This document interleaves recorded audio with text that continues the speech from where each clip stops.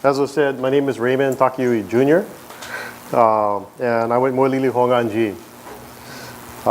We actually have a lay speaker program at Moilili now. So like the last Sunday of the month, we have a different lay speaker that comes up and shares their view of Buddhism. Because I'm handling the AV, I'm usually never asked to go, so this is my first time sharing my story. As was mentioned earlier, I was born and raised in Kona on the Big Island. And like many Kona people, I grew up on a coffee and macadamia nut farm. Most of my weekends and summers and breaks.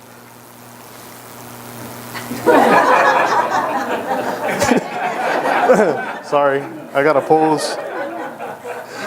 Like many Kona people growing up, we grew up on a coffee macadamia nut farm. So a lot of the breaks and everything was spent working up on the farm. So, church kind of became the escape for us. So Sunday, hey, we're going to have to go to church in the morning. Oh, by the time we come back, it's too late to go up. So, let's go and enjoy Sunday. Even so, both of my parents were involved with the temple. My dad was a junior YBA advisor even for, years before I was even of age. My mother was a Dharma school teacher and a member of the Fujinkai, now the BWA. And my brother and I went to judo at the temple where my father was one of the instructors. My brother and I were also active in the Boy Scouts. And I remember my parents being involved with organizations like the Kumiai as well. Being involved with volunteer and community service seemed to be something that I was brought up with and became a part of what I like to do. Going to Dharma school was good as it kept an interest in me, learning different things about Buddhism. When you're young like that, a lot of it is crafts, coloring, drawing things that represented Buddhist teachings or people, learning the golden chain, making the butsudang out of the pencil box. You guys remember doing that, yeah? Yeah. Can't do that anymore. It's plastic now, but we used to do that. And of course, cutting out the Shinran silhouette and putting it on. You guys all remember that too. These are all things that we did.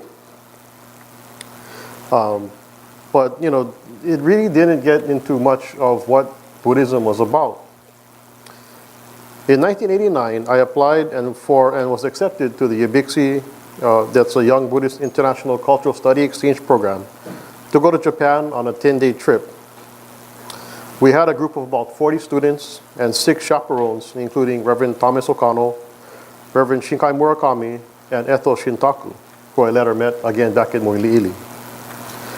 As a part of the trip, we spent several days in Kyoto visiting Honzan and the study center there. It was then we had some of the English-speaking instructors, maybe from BCA, who talked about Shinran, his life, and his teachings. Maybe it was because I was a teenager and being more receptive to learning more, or maybe because it was in clear, understandable English, but the English they delivered started to make sense and click for me about about Shinran's life and his teachings. They then went on to talk about the 18th vow that encompasses all sentient beings that will be assured of rebirth into the Pure Land upon the desire and the calling of the name, Namo Amida Butsu. I thought about this when I came back and I did more reading and studying on Buddhism. I attended several yes camps afterwards, and the discussions started to make more sense. I didn't have all the answers, but at least I felt secure identifying as Buddhist. After I graduated from high school, I moved to Honolulu to go to school at UH Manoa. I heard about the BSc and that I should go and visit them, as I knew people there from Junior YBA and Yes Camp. Now, this wasn't this nice building that we're in now. This was the old house. But, it was basically like a second home where we could, relax, socialize, and enjoy fellowship with other college students. but it was not a temple. I found that Moiliili Honganji was the closest temple that I could walk down to on Sunday mornings, if I could get up.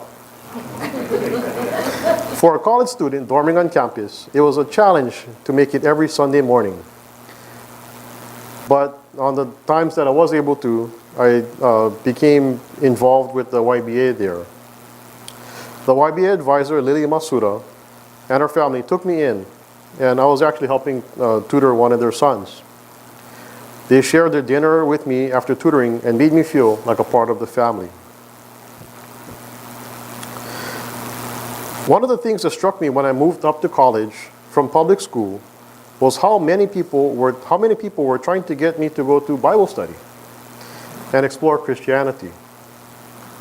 You know, they don't talk about this stuff in high school, right? In public high school, religion and everything else. I was grounded in Buddhism, but being respectful and a little curious, I obliged a few and attended to see what all this was about. I had questions, but I was unable to get satisfactory answers. Growing up, I was interested in science, and I needed to kind of see things from a logical standpoint. When I questioned some of the scripture, I was always referred back to, no, the Bible is the ultimate truth. Go back and look at, and that's what it says, and that's what the truth is. This contrasted with Buddhism, in which the Buddha himself said, "Come and see for yourself." This is one of the qualities of the Dharma. These are the teachings that I have seen and make sense to me. One of the things is everything changes. In science, there is evolution. We can see just among the Hawaiian Islands that the island of Kauai is deeply eroded with many valleys and even a canyon. Whereas on the Big Island, the only valley that I grew up knowing about was Waipio Valley. And to the Big Island, to this day, is still growing. For myself, there's change as well. From high school to college, I put on the freshman 15, and then, more since then. In fact, I ran into Reverend Murakami, who I went to Japan with those many years ago. And I hadn't seen him since the Ibixi trip, about 20 years before. When he saw me, the first thing he said was not, "Hey, long time no see," or anything like that. He said, "Raymond, what happened to your hair?" Yep, everything changes. Another Buddhist truth is that of interconnectivity or interdependence. In Hawaii, we tend to see that more often. After introducing yourself, the next question is usually, "Hey, where you grad?" We find commonalities that make us an ohana, and we support almost blindly anyone who came from the same background. Think about it. Just look at American Idol a few years back. Everybody from Hawaii was voting for Jasmine Trias and all of those guys, and we didn't even see the performance yet. But because they're from Hawaii, we have that commonality, and we will go and support them. At Moiliili, I've actually found quite a few members who have ties with Kona or the Big Island. People have moved up, before I was probably around, so they know my family more than myself personally. But, as part of my Tokudo training, even just a couple weeks ago, I accompanied Reverend Sumikawa to a house blessing and to a wedding, same day. In talking to the families, I found Big Island ties with both. I ended both meetings with an invitation to join us at Moiliili for services and let them know about our meditation service and the different things that we're doing there. I don't know if they come or not, but I'm hoping that this interconnectedness would at least give them a reason to come, and maybe someone they know. For a number of years since before I graduated from college, I actually had stopped going to services regularly. I got involved with different organizations, business clubs, and I also got involved with the JCs. For those of you who are not familiar, the JCs is an organization that develops leadership skills through community service. and other projects. For me, this was a group of people who I could learn how to run an organization and work with people to get things done for the community as well as for our members. If you think the Hawaii Kyorang is quick as far as getting people, hi, welcome to come and join us. Hey, let's have you run something. I was a member for 3 months, and they elected me president. Talk about 0 to 16, eh? So I had served as chapter president for the Ala Moana JCs. And, in the years since then, I had joined and become a part of several state level positions as well. For me, if you're familiar with the JC Creed, the last line in the Creed is, "Service to humanity is the best work of life." I felt that this embodied faith, or just even Buddhism in action, as well as the spirit of dana, or selfless giving. One of the biggest projects during my year as president was the cleaning of the IHS shelter on Sumner Street. The project was multifold. In addition to the cleaning, we also donated food, we had a clothing drive, and in conjunction with the Weinberg Foundation, donated $10,000 to the shelter. This was before we had a big homeless problem, but there were still a lot of people that were living there. I was only a member and a chapter president for a few months, but I remember feeling I was making a difference in the community by helping others with no expectation for reward. The only reward we had was the feeling of dana and the appreciation of those in the shelter.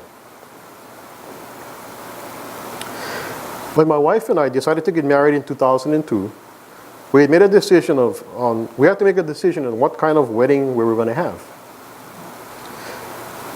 She was Catholic, but we didn't want to go through catechism and all the other classes and everything else on there. So we decided to look into a Buddhist wedding. It was around that time that Reverend Eric, now Bishop Matsumoto, had come to be the resident minister for Moiliili. I felt I wanted my wife to learn about what Buddhism was about. Serendipitously, one of my old Dharma school classmates, whose mom had just come to visit her, she was actually a student at UH. She came to visit and had dragged her out to Sunday service. I remembered how hard it was as a college student to come out to Sunday morning service. So I asked my friend if she'd be willing to come to a weeknight service rather than a Sunday morning service. She agreed, and we started to kind of ask other people our age to come and start some type of group for young adults. This is how the Bombu Club was founded. We had people referring others not only from Moiliili, but also from other temples. As a brand new group, we decided to keep it open, as we didn't really know what we were doing, but we knew we wanted to get together. I patterned the meetings after the three treasures. We met twice a month, the second Thursday of the month, for a short evening service, followed by a Dharma talk story. We started with the basics of Buddhism session, and then the later topics came from the members.